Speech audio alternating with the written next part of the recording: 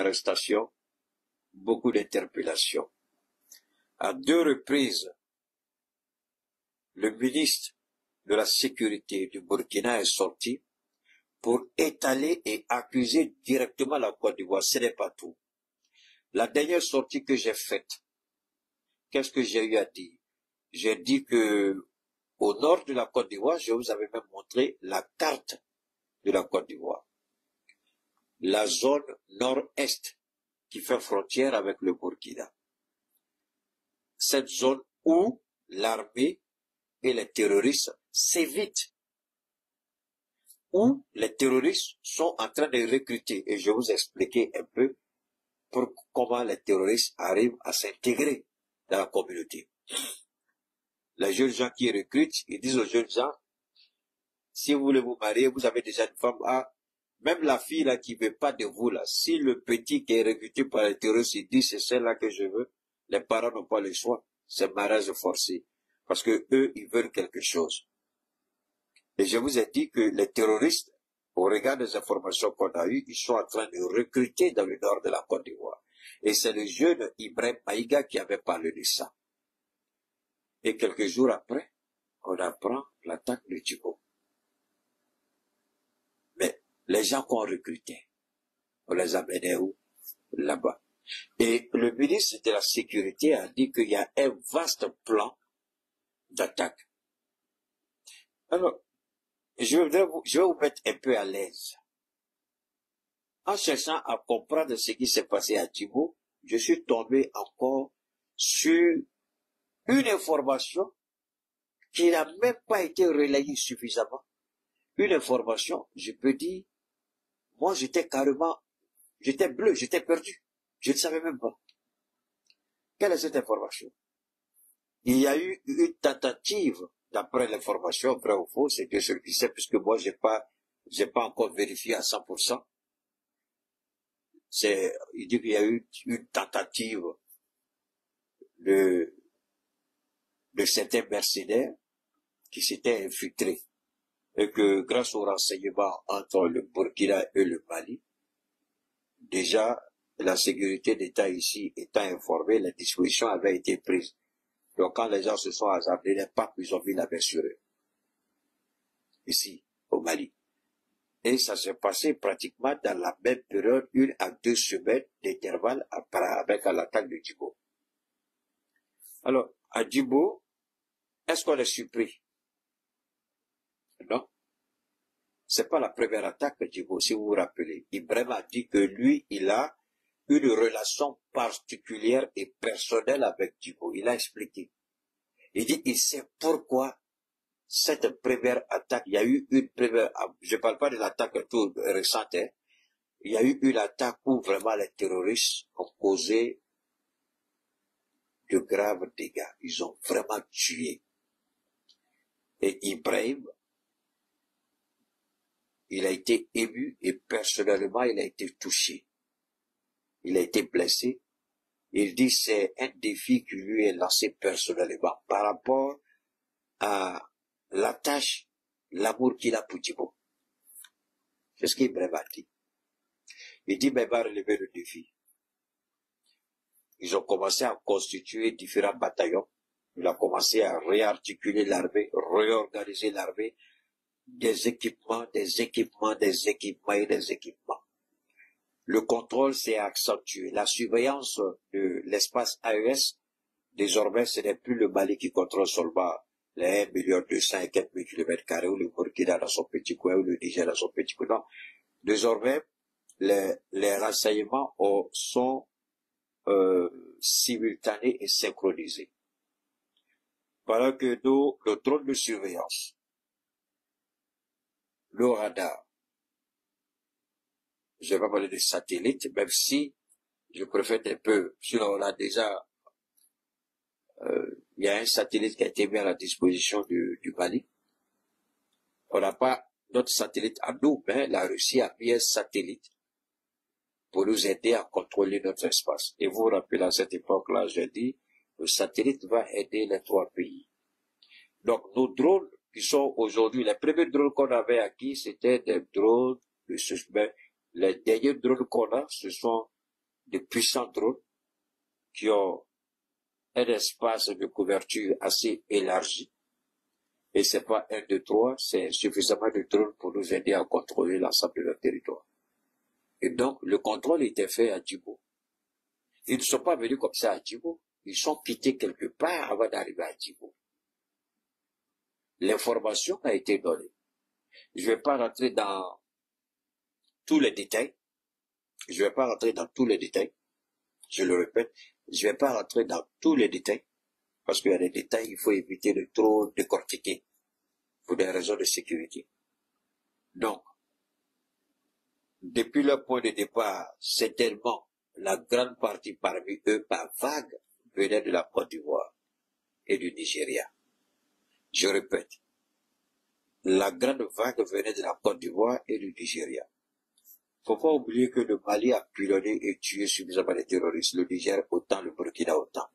Alors posez-vous la question, comment après ces actions de grande envergure, comment on s'est retrouvé avec autant de terroristes à Djibo? Parce que la planification de Djibo a été faite depuis un certain temps. C'est pourquoi on a pu arrêter les soldats sur le terrain. Parce que les gens ne s'y attendaient pas. À Djibo, ils ne s'y attendaient pas. À Djibo, ils ont sous-estimé notre capacité de surveillance. Ils ont sous-estimé notre capacité de frappe. Alors que, depuis la Côte d'Ivoire, il y avait 2 à 3 surveillances simultanées. Je le dis pour qu'ils comprennent. Il y avait 2 surveillances simultanées.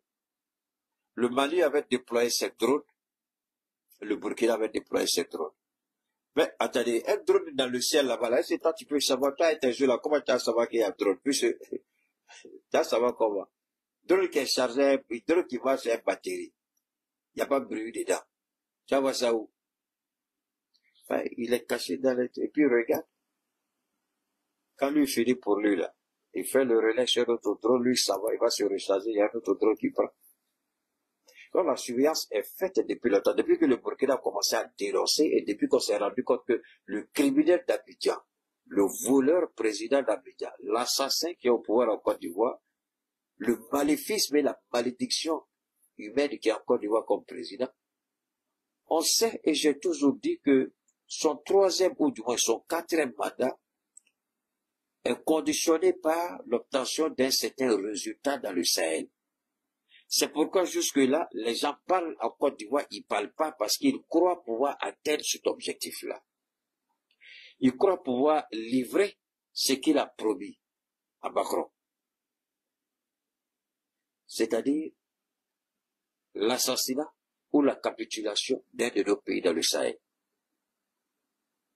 Donc, il a permis, sinon moi je veux qu'on m'explique comment une force armée d'un pays souverain peut laisser des terroristes vaquer à ses occupations, et on dit l'armée ivoirienne évite les terroristes et les terroristes évitent l'armée ivoirienne. Il y a d'énormes questions qu'on doit se poser. Dans quel but? Donc l'armée ivoirienne, les autorités dans la région, dans le département, en Côte d'Ivoire, savent que les terroristes sont en plein recrutement. Pour quel objectif? Dans la Côte d'Ivoire, dans la Alassane Ouattara, pas tous les Ivoiriens, ne cherchent pas à aider les Maliens, ni les Burkinabés, en Congo et le Niger.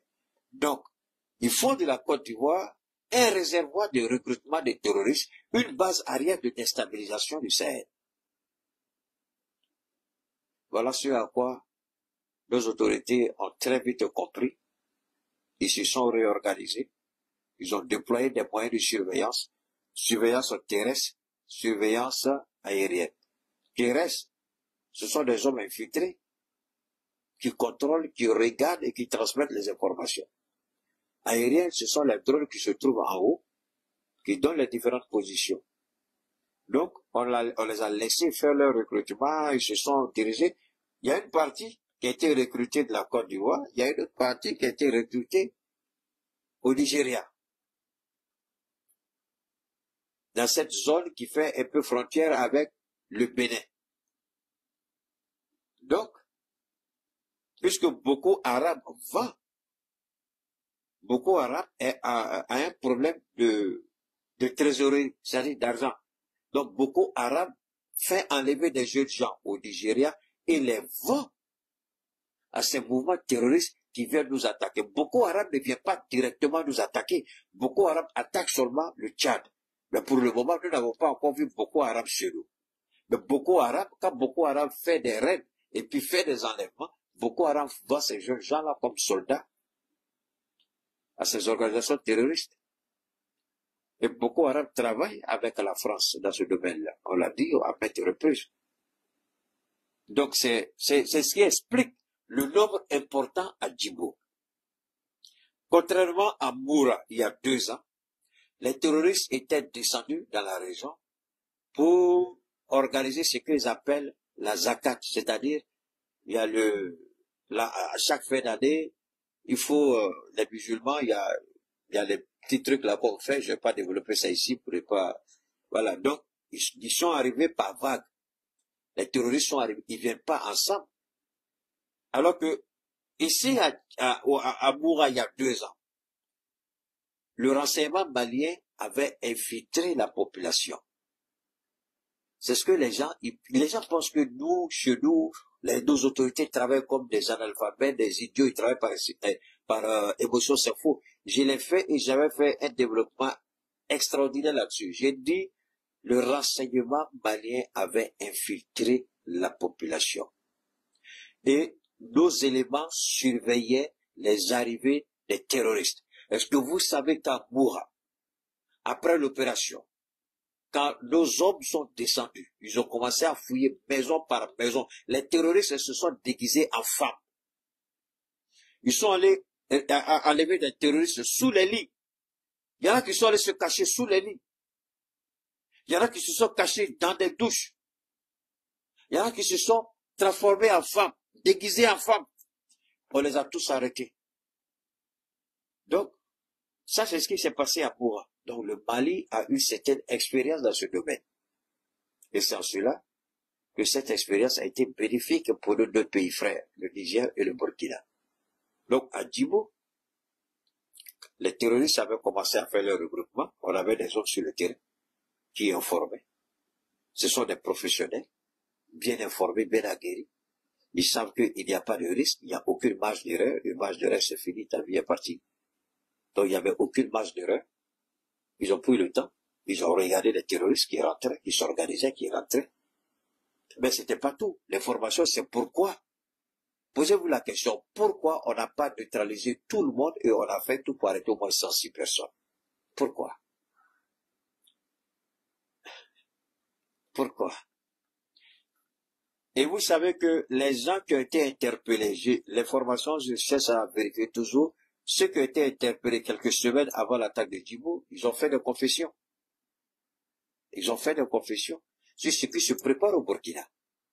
En fait, tout est tellement méticuleusement préparé, ça dit, dans leur tête, il n'y avait pas d'échec possible. C'est pourquoi les 16 Français qui ont été arrêtés, ces 16 Français-là, c'est ceux qui ont installé leur base, comment on appelle ça, au niveau du lac Tchad, là. Et vous avez vu des mensonges sur les réseaux. On dit l'AES demande au Tchad de venir l'aider. L'AES n'a jamais demandé au Tchad, je le demande formellement. C'est le Tchad qui veut venir dans une coopération militaire avec l'AES. L'AES n'a jamais demandé au Tchad de venir l'aider à combattre le terrorisme. Jamais nous l'avons fait. Alors, les bâtards qui disent ça, c'est des menteurs. Il a fallu que Idriss Déby, le fils, se ressaisisse. C'est lui qui nous a trahis le premier. Pourquoi on a quitté le G5 Sahel? Pourquoi les maudits là ne disent pas pourquoi le Mali a quitté le G5 Sahel? C'est à cause de ce petit là qui a quitté le G5 Sahel parce qu'il faisait l'affaire de la France. Donc c'est lui qui nous a trahis. C'est lui qui est en train de se racheter. Ce n'est pas à nous d'aller vers le Tchad. C'est le Tchad. C'est pas seulement le Tchad. Même Oumarou Ambalo Sissoko, il est en train de guetter choses. Mais nous, on n'a rien dit. À Moscou, on l'a vu comment il était collé au capitaine Ibrahim. Je le répète. À Moscou, il était collé sur le dos du capitaine Ibrahim. Je parle d'Ambalo Sissoko. Donc aujourd'hui, l'AES ne court après aucun pays. Vous pouvez avoir cette certitude. C'est le Maroc qui nous a fait une meilleure proposition. Et moi, j'ai dit, même si on va écouter le Maroc, je demande au pays de l'AES d'ouvrir un canal à partir du fleuve Niger pour que ne serait-ce que les moyens et les petits bateaux puissent avoir, pour qu'on soit désenclavé. On ne pourra pas continuer. Aujourd'hui, c'est le roi du Maroc, il est d'accord avec nous. Demain, c'est son fils, le prince héritier Boulay, qui est d'accord avec nous. Mais on ne sait pas. Dans combien d'années, s'il y a un dirigeant qui n'est pas d'accord avec nous, on fait comment? On est pénalisé. Donc, il faut se mettre à l'abri. Et la meilleure façon pour nous de nous mettre à l'abri, c'est d'avoir notre canal. C'est d'ouvrir un canal sur le fleuve Niger pour le Mali. Même si, au départ, ce sont les petits ou les moyens bateaux. Peut-être à la longue, quand on aura suffisamment de moyens, on pourra agrandir le canal pour que des gros porteurs puissent entrer. Mais il faut être désenclavé. Le Maroc n'est pas la solution. C'est une solution alternative, mais pas une solution définitive. Et il y a un autre élément très important que je voudrais porter aussi à votre connaissance. Le Niger aussi a décidé de bloquer le pipeline. Parce que moi, et les gens, vous savez, il y a des petits bâtards encore, des manipulés, des vendus, qui travaillent pour la France, qui souvent écrivent n'importe quoi et qui font des publications de merde. Que le Mali a été trahi par le Burkina et le Niger. Quand le Mali a fermé son ambassade et son espace aérien avec l'Algérie. Mais les idiots ne comprennent pas que le Niger a fait mieux que le Mali ne pouvait l'espérer. Quelque chose que j'avais toujours dénoncé. J'ai dit le le gazoduc entre l'Algérie et le Nigeria. Le gazoduc passe par le Niger. J'ai dit, je demande aux autorités nigériennes de bloquer, de mettre un terme. Mais c'est ce qu'ils ont fait, c'est fini. Ils ont coupé. Mais ça, c'est, vous savez, c'est ce qu'on appelle la géostratégie, la géoéconomie. Moi, j'avais vu ça. Je dis, la seule façon pour que l'Algérie mette sa petite queue dans sa culotte et puis ferme sa gueule. Parce qu'aujourd'hui, je vais vous donner un exemple. Le gaz est l'énergie qui aujourd'hui est à la, il est plus convoité. Et les Occidentaux veulent réduire leur grande dépendance du gaz russe. Et ils veulent viser sur le Maroc et l'Algérie.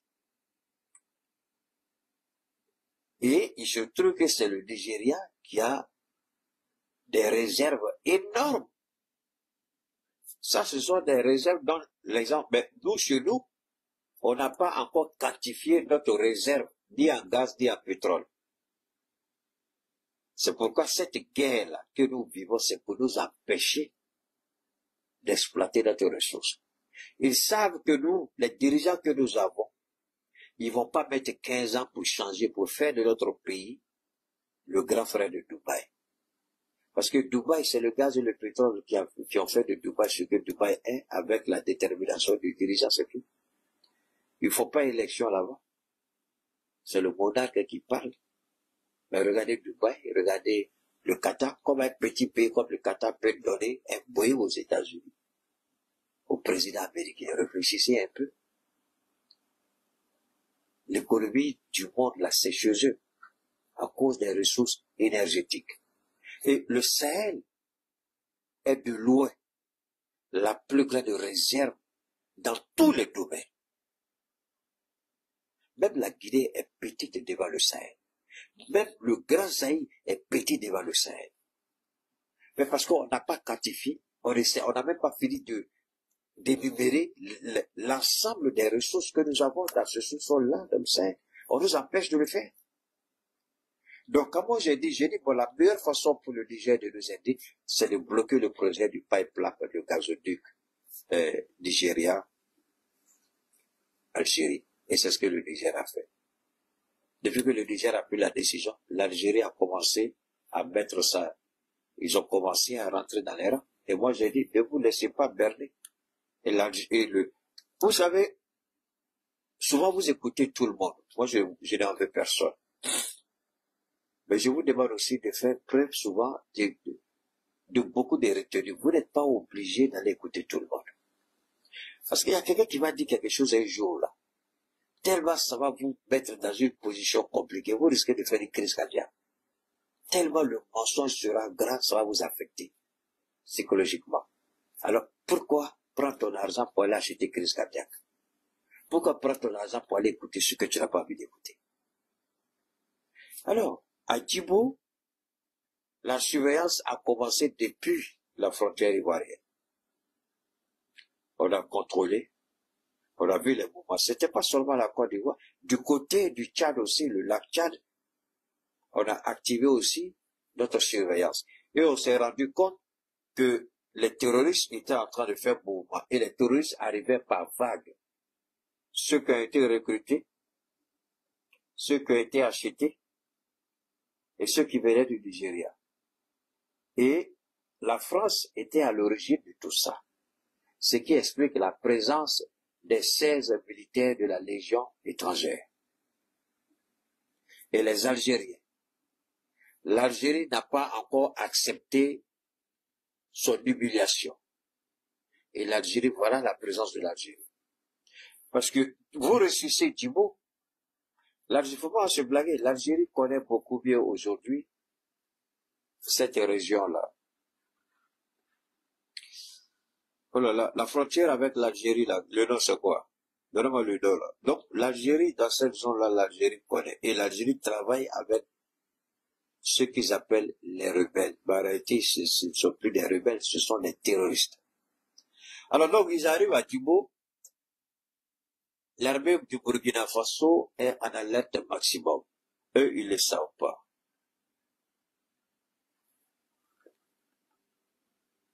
Attendez, il y a un petit bâtard qui est là. Le boss 999. Ta maman bâtard, ton papa bâtard, toute ta famille bâtard. Je parle d'Algérie, maudit que tu sois. Bagnamrodé. Il faut que je me raconte à mon direct. Je te chasse de mon direct, bâtard que tu es. Idiot, vous parlez de l'Algérie, là. Maudit que tu sois. Alors, cette histoire, dans une seconde, il y a tellement d'idiots que je vais dégager dans mon direct aujourd'hui. Voilà, si vous n'êtes pas content, vous fichez, voilà, moi je vous donne pas l'occasion de raconter vos vies de merde, là, je vous envoie, Alors, donc, je répète, quand les gens sont, les terroristes, ils faisaient leur mouvement, la surveillance accrue de nos forces de défense et de sécurité, ils avaient mis nos BDN, nos BDP, pardon, nos FDS, et puis il y a eu ce que vous connaissez, et la frappe, il y a eu des frappes simultanées sur les différentes positions. On va continuer d'écouter. 9 ressortissants de la CEDEAO. Et ce n'est pas tout. 800 millions de francs CFA saisis sur les lieux. Ce n'est pas qu'une victoire, c'est une déclaration. Bienvenue à tous sur notre chaîne, la voix de la vérité africaine. Aujourd'hui, on parle du Burkina Faso, d'un peuple en guerre, d'une nation en lutte, d'un État qui, malgré les pressions internationales, choisit de se battre seul, avec dignité et courage. Ce que le capitaine Ibrahim Traoré et ses forces viennent de réaliser à Djibo n'est pas anodin. C'est une opération historique, mais c'est aussi une alerte, car les faits révélés remettent en question tout le discours qu'on nous sert depuis des années sur le terrorisme au Sahel. Le théâtre de cette opération, c'est Djibo, ville stratégique du Nord, proche de la frontière malienne, régulièrement ciblée par des attaques terroristes. Les forces armées burkinabées ont lancé une opération de grande envergure contre les groupes armés qui y sévissent. Résultat, plus de 500 terroristes neutralisés. C'est un chiffre énorme, jamais atteint jusqu'ici dans une seule offensive. Mais le plus explosif, ce sont les 106 arrestations. Car parmi les personnes capturées figurent des étrangers. Oui, des étrangers. 16 Français, 4 Algériens et 9 ressortissants d'États membres de la CEDEAO. Cela change tout. Cela confirme ce que de nombreux Africains soupçonnaient. Le terrorisme au Sahel n'est pas qu'une affaire de fanatiques armés de Kalachnikov. C'est un système qui bénéficie de complicité internationale. Et pour enfoncer le clou, l'armée a mis la main sur 800 millions de francs CFA en liquide, retrouvés sur les lieux. Qui finance ces groupes? D'où vient cet argent?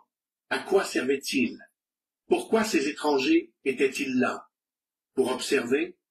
Pour collaborer? Pour superviser? Les réponses viendront peut-être un jour. Mais c'est très simple. Nous disons bravo au VDP, bravo au président Ibrahim Traoré pour la détermination et l'engagement de se battre contre toute forme de terrorisme et de diktat, contre toute forme d'impérialisme que les gens veulent nous soumettre. Bravo au président Assimi Goïta qui a cru en notre force armée, les FAMA, et qui fait tout pour que la dignité du peuple malien soit préservée, soit rehaussée. Merci au général Ibrahim Tiani, qui a compris que sans se donner la main, ces pays, nos États ne pourront pas s'en sortir. Et c'est pourquoi l'ingénieuse idée de mettre en place un espace commun, un espace d'intégration, un espace monétaire, un espace économique, un espace sécuritaire, avec une vision commune, c'est-à-dire l'AES, Alliance des États du Sahel. Aujourd'hui, nous voyons le résultat de cette collaboration sur le plan militaire. Sans cette collaboration, le Burkina n'allait pas réaliser ça. Je ne dis pas que le Burkina allait perdre, mais ça, c'est un coup de maître. Personne ne s'y attendait. Et les 16 Français, les 4 Algériens et les autres ressortissants, chacun à son niveau est une mine d'information. Chacun sera exploité pour que l'information, dans tous les cas, on ne va pas la laisser. Alors, donc, chaque fois que le Burkina dénonçait les ingérences, les tentatives d'assassinat d'Ibrahim, les tentatives d'assassinat du président Assimi Goïta, ou les tentatives d'évasion de Bazoum, tout est lié. Tout est lié. La France n'a pas dit non. Et ce qu'ils n'ont pas compris, nous avons compris. Nous sommes déterminés. Nous avons compris. Nous n'allons pas laisser. Nous veillerons et nous allons nous battre jusqu'à la victoire finale. Et ça, c'est fondamental pour nous. Ceci, on ne va pas aller dormir sur nos deux lauriers parce qu'on a liquidé 500 terroristes, on a arrêté plus de 600 et plus de 100. Non. Au contraire, cette opération vient de nous démontrer que nous n'avons plus droit à l'erreur. Cette opération vient de nous démontrer que l'ennemi, il est toujours actif et il est en collaboration avec des personnes internes. Nous disons merci, infiniment merci à nos VDP, infiniment merci à nos forces de défense et de sécurité. Alors, nous devons faire cette communication-là pour éviter qu'il y ait Moura bis. On a vu à Moura, quand nos FAMA ont réalisé cet exploit, à laquelle personne ne s'y attendait, on a vu les Nations Unies, on a vu Human Rights Watch, on a vu les accusations sur les plateaux de télé, mais Dieu merci, nous aussi, nous avons fait une communication qui a tapé le pion. Et notre armée continue de mener son combat de façon héroïque. C'est la même chose que nous allons faire avec Djibo. Si nous l'avons fait avec les FAMA, nous allons le faire avec les FDS et les BDP. Nous allons les accompagner parce que, après une telle victoire, il y a ce qu'on appelle le narratif impérialiste, qui vont chercher à salir les VDP et les FDS. Ce n'est pas aujourd'hui, c'est toujours, mais c'est grâce aux communications que nous faisons que les soldats aujourd'hui vont au front avec la tête froide et mènent le combat et remportent des victoires. Parce que si vous avez peur, vous serrez. Et ça, c'est fait à dessein. C'est pourquoi nous devons sortir pour rassurer nos hommes sur le terrain. Mener le combat, le bon combat. Mener le combat jusqu'à la victoire. Nous, on sera là pour faire la communication. Ne vous inquiétez pas de ce qui sera dit ici. Nous, on gérera ça pour vous. Nous, on ne va pas s'inquiéter de ce que vous allez faire là-bas parce que nous savons que vous allez gérer aussi pour nous. Et nos présidents seront là pour faire un avec leur peuple. Nous, on n'a pas peur, ni des Nations Unies, ni de l'Union européenne, ni de tous